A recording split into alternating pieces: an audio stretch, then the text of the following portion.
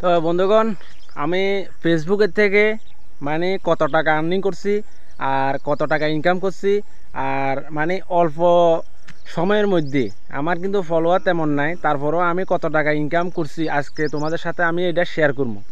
তো প্রথমে আমার অ্যাকাউন্টে কত টাকা ঢুকছিল, আর তৃতীয় নাম্বার পর্যন্ত আমি পাইছি, মানে তৃতীয় স্টেপ পর্যন্ত আমি টাকা পাইছি। তো প্রথমে যে সময় আমি ভিডিও করি তখন আমার অ্যাকাউন্টে অল্প কিছু টাকা ঢুকছিল।